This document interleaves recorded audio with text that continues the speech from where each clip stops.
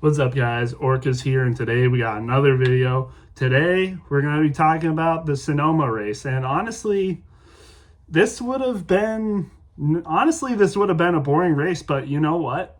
I think the field is getting closer to Shane Van Gisbergen. Either that, or he just had a really bad car because people were keeping him honest today. He never really broke away except for maybe a couple of times. There was a couple of times where he was ahead by like 5 seconds or something like that. But in the final stage, he never really got far from from the field, especially in the final stage. And I think he was saying his braking and his rear was just gone. Like he was having issues with his car, but at the same time, Chase Briscoe, again, he was keeping him honest. It's not like this was an easy race for Shane Van Gisbergen. Even so, like Chase Briscoe, again, kept him honest, was running him down. Give Briscoe one or two more laps and he possibly would have gotten that. And if he didn't make that mistake with 3 or 4 laps to go, I think Briscoe honestly might have beat him. If he didn't make that one slip up there, it would have been close. That's for sure. Either that or give him 1 or 2 more laps and he might have got him. And I know it's well, you can't really talk like that. The race is the race. The amount of laps is the amount of laps we run. And it doesn't matter. It doesn't matter. Like if you give someone 1 or 2 more laps, it doesn't matter. Like that's not how it goes. You know what I mean? But still, it's interesting to think about. And again, you could say okay, well, give him. He had the opportunity to possibly beat him, and he had that one slip up. He was running within a second, had that one slip up, and was back to 1.5 seconds back on him, but he made up that time. And I think the closest he got to him was 3/10 at one point, but again, it wasn't enough. Final corner wasn't enough, and Shane Van Gisbergen wins his second race of the year. He is now 8 road course races won, and now he is tied for second all time in most road course race wins, tied with Tony Stewart for second all time. Crazy stuff for Shane Van Gisbergen. I think it's fair to say next year he'll probably pass Jeff Gordon. Jeff Gordon has 9 all time. I don't know how many road courses. If I had to guess, it would be about the same as this year, probably 4, I would say. I think 4 is probably a safe bet.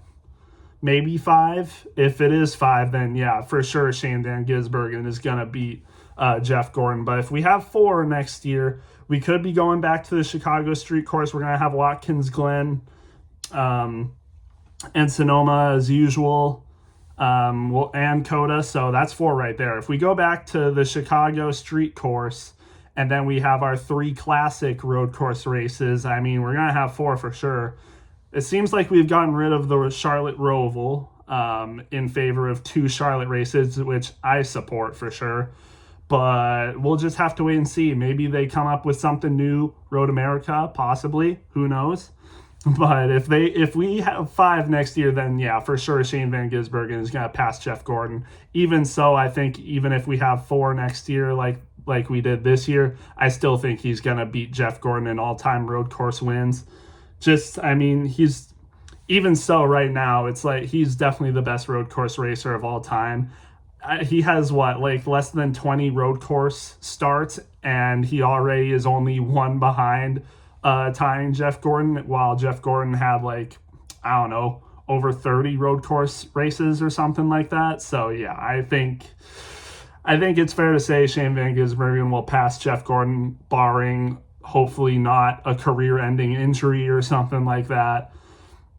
Because SVG is still in his 30s, right? He could still have a decade more of racing left, He could have a decade plus still left.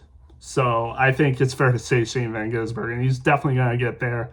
He's going to absolutely eclipse Jeff Gordon in all-time road course wins. But enough glazing SVG. I mean, again, like I was saying, though, people were keeping him honest. I mean, Chase Briscoe was there, and man, if Ty Gibbs wasn't on that strategy to not split the stages and stay out and get those stage points, I think Ty Gibbs might have had something to say for Shane Van Gisbergen, because I think it's fair to argue Ty Gibbs probably had the best car today. Ty Gibbs was waxing the field with what he was doing. I mean, still finished third when he literally stayed out for stage points twice. Stayed out in stage 1 to get the stage wins. Stayed out in stage 2 to get the stage win. That's 20 stage points right there. And then he finishes third. 54 points on the day, man. Just a great day for Ty Gibbs in general. It also was a great day for Christopher Bell, too. 50 points on the day. Also did the same thing Ty Gibbs did and stayed out for both stages. Had some really good stage points. I think he got 18. I think he might have finished second both stages, right behind Ty Gibbs, and then finished fifth. Got 50 stage points on the day on a broken wrist, by the way. Last week, he had to be substituted because he couldn't complete the race. This week, still has that broken wrist, and yet he finishes fifth on a road course at Sonoma.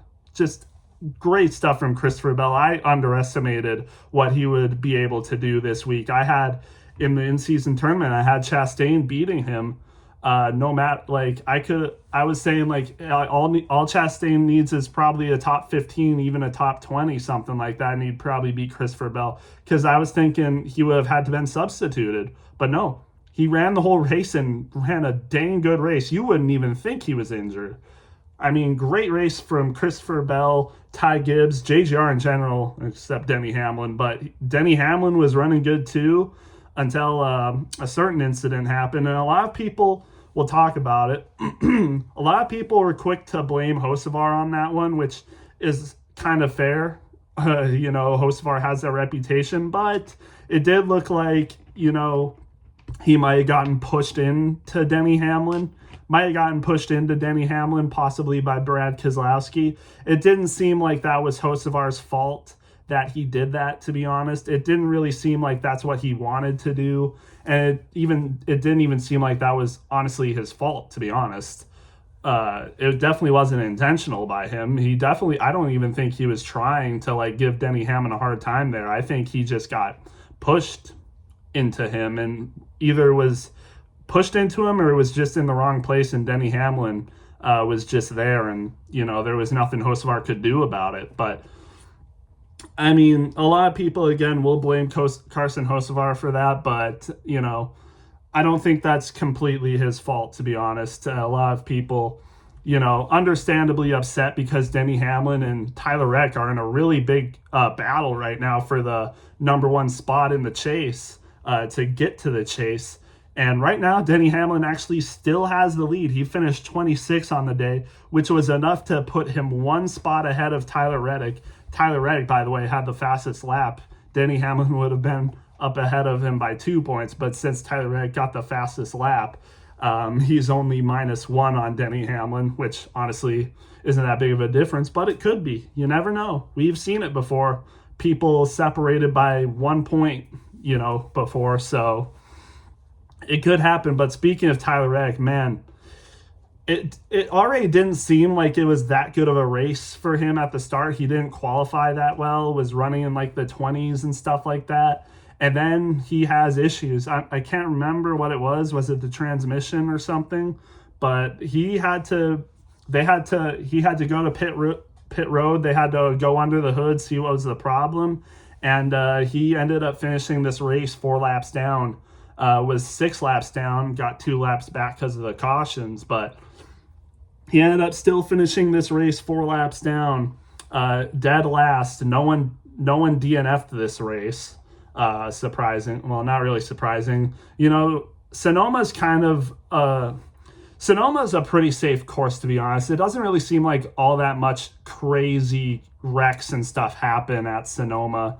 It's a pretty safe course, I would say. You don't really see much. I remember it was 2024. I think there was no actual cautions for incident or anything, I'm pretty sure. Either that or there was only one or something like that. But Sonoma is a pretty safe course. Not really all that much happens. I think last year was actually pretty hectic.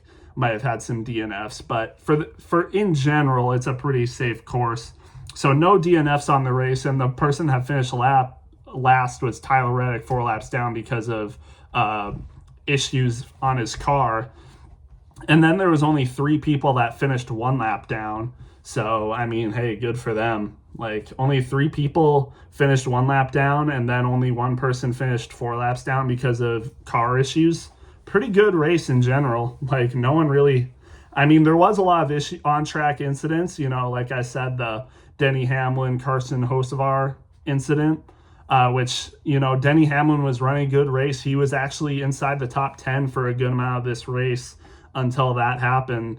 You know, Denny Hamlin actually had a good car, and, you know, a lot of people think, oh, it's Denny Hamlin on a road course, he's not going to do that well. A lot of people are like, hey, you know what, Denny Hamlin could get upset by Ty Dillon again for the in-season tournament, and he almost was, actually. He actually almost was, but then Ty Dillon also had issues with his car. He ended up finishing second to last because of car issues, and Denny Hamlin was obviously able to get past him pretty easily towards the end. But man, if Ty Dillon didn't have those issues, it could have been interesting. We could have seen it happen.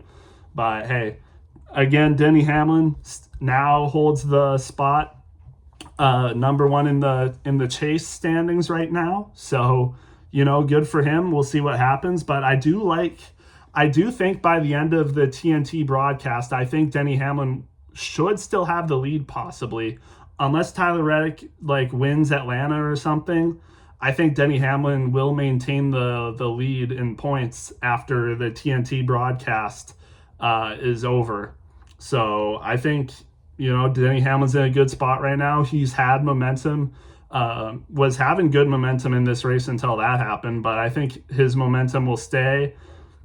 You know, Denny Hamlin doing good right now. So yeah, again, good stuff for him. And let's go back to the people. Let's go back to the race. Again, Chase Briscoe, man. Man, so close. He's like probably like in the last, since last year and this year, I think this is probably the best fight someone has given to Shane Van Gisbergen for his win. This is probably the least impressive SVG win that we've seen, to be honest. The least impressive, honestly. And I remember last year, Chase Briscoe, he wasn't far behind him when SVG won that race. It was less than 2 seconds, which honestly is impressive when you're going up against Shane Van Gisbergen. And this year, it was less than half a second. So Chase Briscoe, again, was keeping him honest. Good fight for Chase Briscoe. He did. I think he earned 2 stage points on the day, so he did earn some stage points, but finishes the day with 37 points, which is the 4th most out of anyone. But when you had Ty Gibbs going first in the stages and then finishing 3rd, and then Christopher Bell, I think, second and finishing 5th, yeah, they obviously earned more points than him. And now Chase Briscoe is actually back to 11th in the standings, and Christopher Bell just passed him. He's only ahead by 4 points, but still, Briscoe had the 10th spot until this race. So good points day for Christopher Bell. Good points day for Ty Gibbs, although I know he's disappointed he didn't win that race and was actually kind of critical of their strategy in his interview. But he did a pretty good job of not throwing his crew chief under the bus, I think. But man, if he didn't stay out in that last stage, or if he didn't stay out for points in that last stage, I think he possibly could have been contending for the win, man. He was one of the best, if not the best car out there, and I think possibly he would have done a better job than Chase Briscoe did against SVG, to be honest. He was there, man. He would have been there, that's for sure. But we'll never know. Maybe next year we'll see. But again, is the field catching up to Shane Van Gisbergen, or did he just have a bad car? We know that Trackhouse hasn't been doing that good this year. You know, Ross Chastain, this is probably the worst he's done in a season, probably ever, which, again, not normal. He finished 14th on the day, which isn't terrible for him. But still, I mean, his teammate Connor Zilic, he did run up front a little bit, but then in the third stage, his car fell off. Like, he used up all his stuff. Perhaps he finished 7th, which is still his best finish of the season so far, crazy enough. Still his best finish of the season, 7th place. You would have expected maybe a top 5 from him, but finishes 7th still, though. Good for him, you know. Best finish so far, his first top 10 on the season, so you know what? Good job for Connor Zilic. It could have been better, I know, but it seemed like on that final restart, he kind of just gave up second position to Chase Briscoe and then spent a whole ton of time trying to get him, but Chase Briscoe held strong, and then it seemed Connor Zilic fell off and got passed by a few people. That's why he finished 7th. But, I mean, who knows, man? Who knows? Again, Trackhouse maybe not be as good as they have been, but SVG was still fast enough to hold on for the win. But again, it was obvious that his car wasn't doing good. Like, again, it doesn't really matter, but given 1 or 2 more laps, Briscoe might have been able to get to him. Who knows? And maybe if he didn't make that mistake, he would have won that race. But again, who knows? But anyway, again, I thought this was a decent race. We saw a lot of drama. Like, funny seeing Todd Gilliland get into it with 2311. 2311 did not have a good day today. I mean, let's look at it. Their best finisher, I think, was their best finisher was Bubba Wallace, who finished 22nd, and he had so much incidents starting from practice, or was it qualifying? I think it was qualifying. Starting from qualifying, tries to run a second lap, noses into the wall, has to repair his car. They didn't go to a backup. They fixed his primary, so he still raced with that car, but had to start in the back. Was making his way up front. I think he did get into the top 10, but then he had some more issues. Got into it with Todd Gilliland, and Todd Gilliland wasn't having any of it. Sent him off the track, and then sent his teammate off the track like immediately after, like sent Riley Herbst off the track for like no reason at all, which I thought was pretty funny. It's like, all right, you know what? I'm just mad at 2311 in general. I get Bubba Wallace off the track, and now I'm going to get his teammate off the track too. Why not? So it was kind of funny, but compared to last week, 2311 had a great race. I mean, all their drivers finished top 10. Corey Heim, first win in 2311 equipment. Bubba Wallace finished 2nd.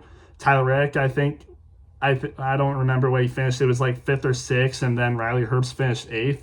Today, or I guess at Sonoma, Tyler Reddick finishes last.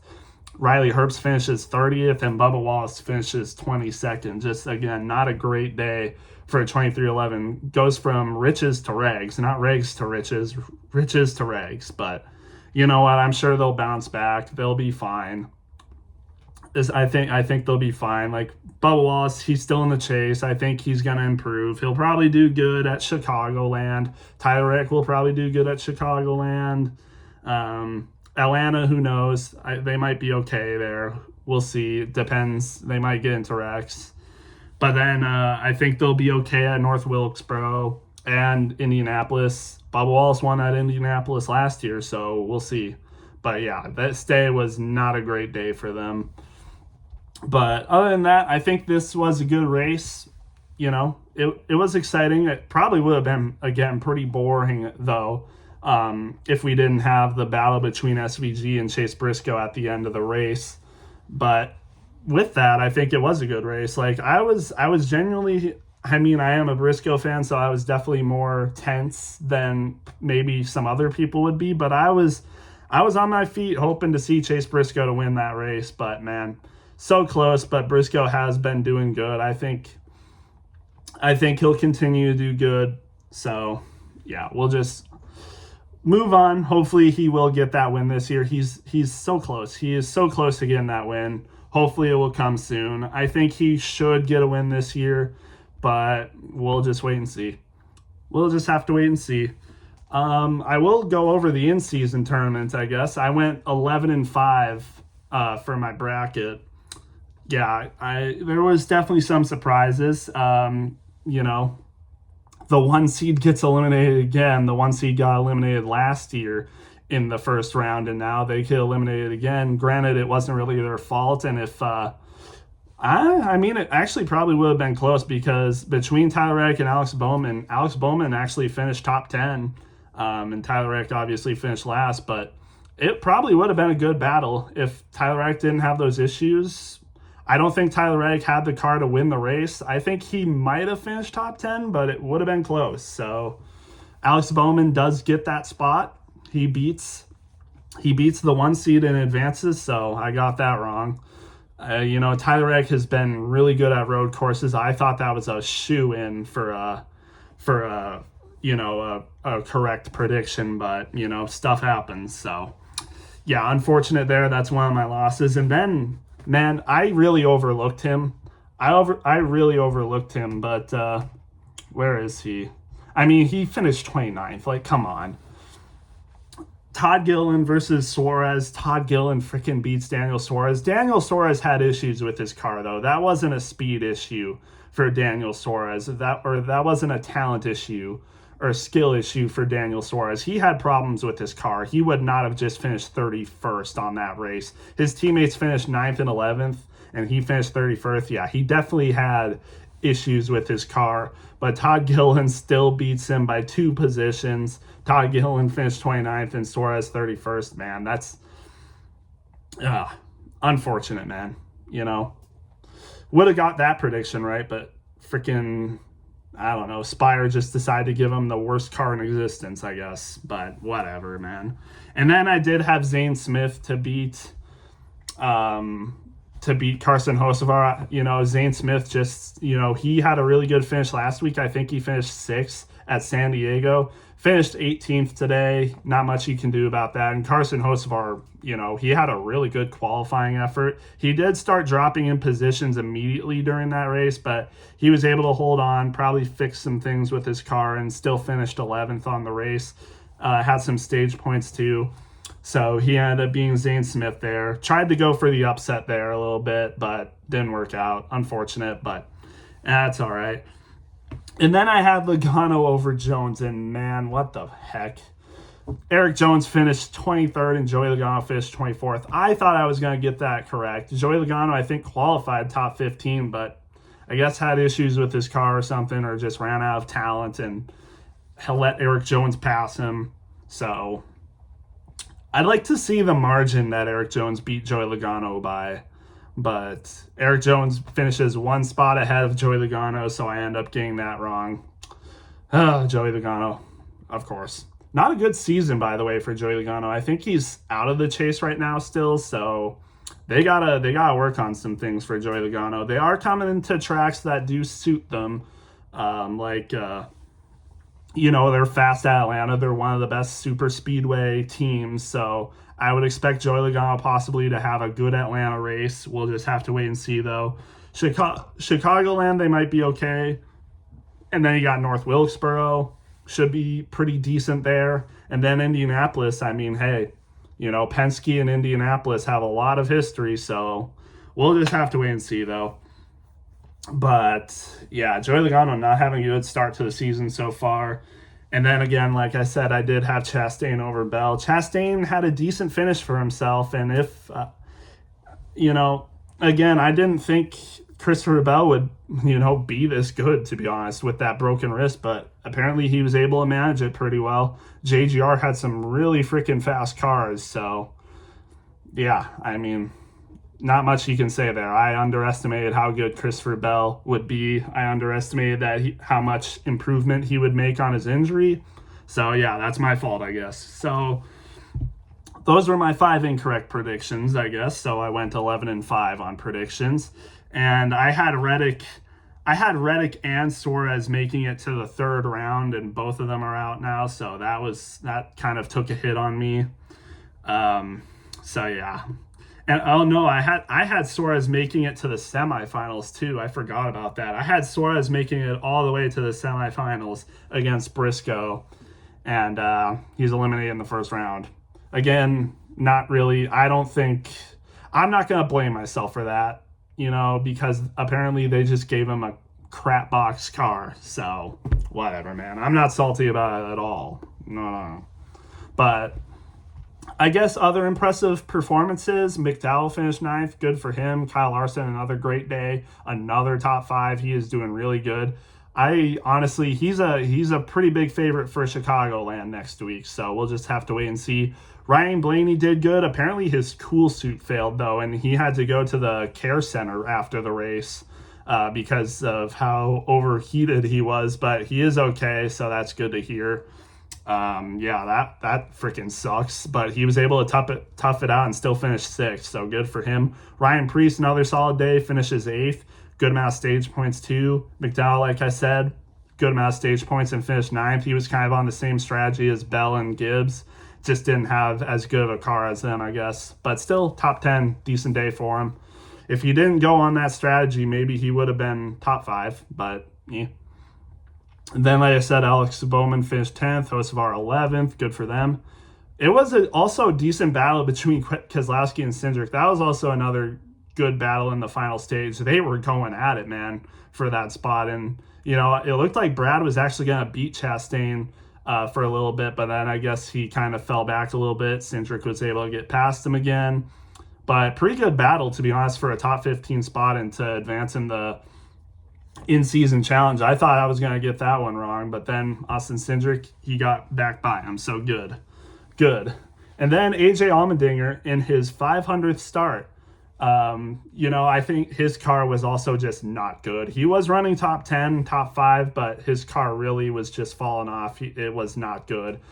You could tell it definitely wasn't Allmendinger's fault. It's just Kaulig, they don't have any manufacturer support. They just don't get good cars. But granted, he's still, before this race, he finished top 10 in every other road course race / street course race. But yeah, just today wasn't it. Finished 16th though. The number 16 car finished 16th in his 500th start. Honestly, kind of nice. You know what? Honestly, kind of cool. Would have liked the top 10 in his 500th start at least, but the 16 car finishing 16th is also pretty funny. Also, let's see. Oh yeah, wait. Who was Buescher up against again? Nemechek. That was a close one. It looked like Nemechek actually could have possibly beat Buescher. Buescher did not have a good day today, which is kind of unusual for him on a road course. Ends up finishing 19th, but Nemechek finished 25th. But that was looking scary for a bit because Nemechek was running top 20 and ahead of Buescher at times. But Buescher hangs on, so you know what? Good job, I guess. But yeah, other than that, again, decent race. I enjoyed it. I would say it was a good race, and you know what? SVG versus Briscoe probably helped with that. But man, I wish Briscoe won that race. That would have been so cool to see someone finally beat SVG straight up. I know we just saw Reddick do that at COTA, but for some reason SVG just hasn't figured out COTA. But you know what? Every other track he seems to have figured out, and we were almost able to beat him. Briscoe was almost able to beat him at this one. Granted, he might have had a bad car, like I said, but still, hey. Good day, though. We'll go on to next week, Chicagoland, for the first time since 2020, I think, or 2021. Gonna be cool. Gonna be my first Chicagoland race watch, because obviously I wasn't a fan back then.